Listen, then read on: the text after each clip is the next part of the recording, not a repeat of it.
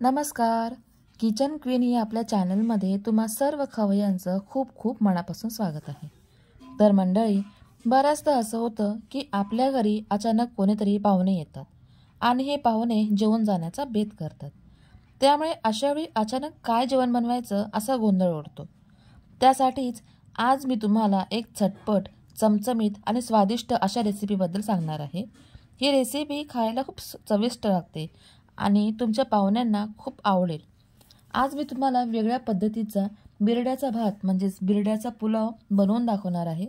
चला तर आता आपण बिरड्याचा भात कसा बनवायचा ते पाहूयात. तर आता आपण पुलावासाठी लागणारं साहित्य बघूयात. इथे मी तांदूळ घेतलेत, त्यानंतर इथे बघा बटाटे घेतलेत. मी एक बटाटे घेतले असं कापून, एक वाटी फ्लॉवर घेतलंय, एक वाटी मटार घेतलंय, गाजर घेतले असं कापून. त्यानंतर हे बघा हे वालाच्या शेंगा आहेत, अशा बिया असतात त्या. त्यानंतर चवीनुसार मीठ घेतलं आहे आणि इथे तेल घेतलं आहे. त्यासाठी बघा मी इथे काय घेतलेलं आहे, इथे एक कांदा घेतलाय मी, उभा पातळ चिरलेला असा कांदा घेतलेला आहे. त्यानंतर बारीक चिरलेला टोमॅटो, आलं आणि लसूण ठेचून घेतलेला आहे, कढीपत्ता घेतलाय आणि इथे कोथिंबीर घेतली. मसाल्यांमध्ये बघा इथे मी खडे मसाले घेतलेले आहेत, ज्यात दालचिनी आहे, मोठी विलायची, छोटी इलायची, लवंग आपण 3-4 असे घ्यायचे. त्यानंतर एक चक्री फूल, काळी मिरी घेतली, इथे हिंग पावडर, जिरं आणि इथे तेजपत्ता घेतलाय 2. मसाला पावडरमध्ये बघा इथे मी हळद पावडर घेतली आहे, घरचा मसाला घेतला आहे. त्यानंतर इथे हा गरम मसाला आहे, इथे बडीशेपची पूड घेतलेली आहे आणि इथे हे पुलाव मसाला घेतला. तर इथे आपण कुकर ठेवलाय. कुकरमध्ये आपल्याला 2 ते 3 चमचे तेल घालायचे. आता यात आपण हे सगळे खडे मसाले आहेत ना ते घालून घेणार आहोत. 1 मिनिट चांगलं असं परतून घ्यायचं. आता यामध्ये आपल्याला हे कढीपत्त्याची पानं घालायची आहेत. भरपूर अशी कढीपत्त्याची पानं घ्यायची आणि ती घालायची पुलावमध्ये. परतून घ्यायचं चांगलं. आणि आता याच्यामध्ये घालायचं आहे हा उभा पातळ चिरलेला असा कांदा.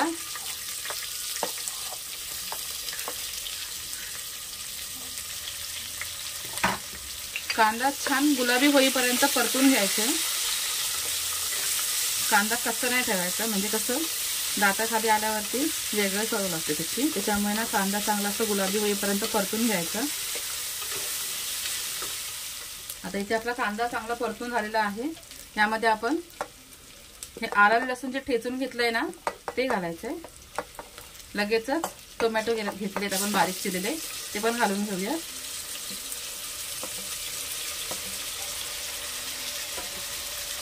टोमॅटो छान असे सॉफ्ट होईपर्यंत परतून घ्यायचे.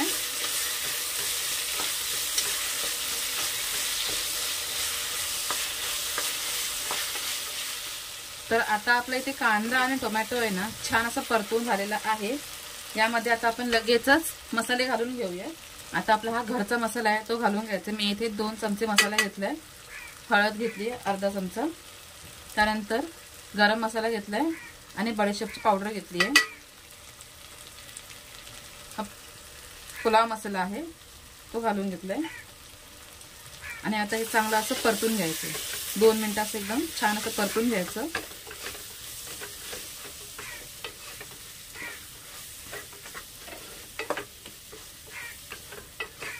तर आता आपला हा मसाला ना चांगला परतून झालेला आहे. यामध्ये आपण हे भाज्या घालून घेऊयात.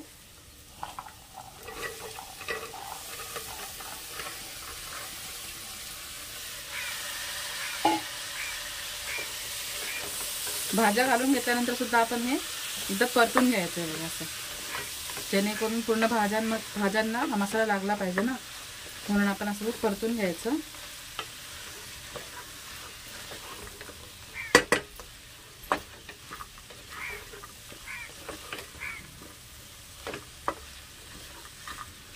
आता आपल्या भाज्या या परतून होत आहेत तोपर्यंत आपण काय करायचं, थोडंसं पाणी गरम करत ठेवायचं पुलावमध्ये घालण्यासाठी. मी आता काय करते, कुकरवरती झाकण लावून घेते आणि 2 मिनिटं फक्त वाफ काढून घेते. तर आता आपण ना कुकरचं झाकण काढून बघूयात. एक छानशी वाफ काढली मी इथे. भाज्यांना मस्तपैकी असं वाफ काढून झालेलं आहे।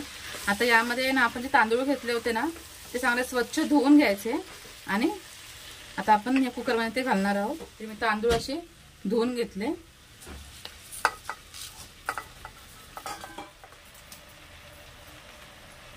आता आपण इथे परतून घ्यायचे। हे तांदूळ सुद्धा आपण असे अलगद असे परतून घ्यायचे, नाहीतर कसे तांदूळ असे तुटण्याची शक्यता असते ना, त्यामुळे आपण असं अलगद असं परतून घ्यायचं तांदूळ।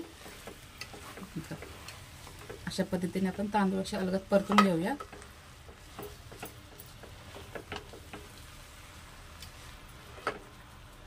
त्यानंतर आता याच्यामध्ये आपण पाणी घालणार आहोत।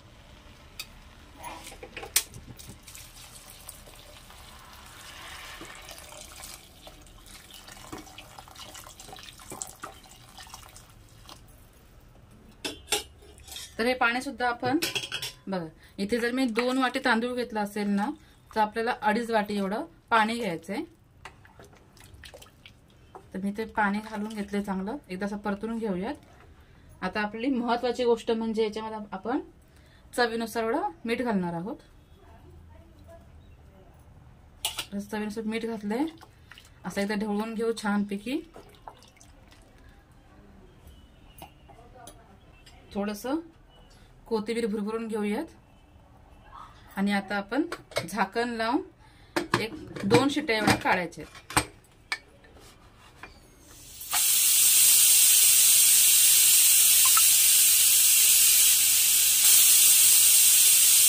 2 शिट्ट्या झालेल्या आहेत। आपण कुकरचं झाकण उघडून बघूयात आपला भात झालाय की नाही ते। तर आता आपला हा पुलाव छानपैकी झालेला आहे। भात मस्त शिजलाय, असं एकदा परतून घ्यायचं। सर्व मसाले भाताला छान लागलेले आहेत। तर अशा पद्धतीने आपला हा बिरड्याचा पुलाव छान तयार झालेला आहे। तर इथे आपला गरमागरम चमचमीत स्वादिष्ट असा बिरड्याचा पुलाव तयार झालेला आहे। तर दुपारच्या आणि रात्रीच्या जेवणासाठी ही रेसिपी तुम्ही नक्की ट्राय करून बघा। रेसिपी आवडल्यास चॅनलला लाईक, शेअर, सबस्क्राईब करायला विसरू नका। भेटूयात नवीन रेसिपी सोबत, तोपर्यंत स्वस्त रहा, मस्त रहा।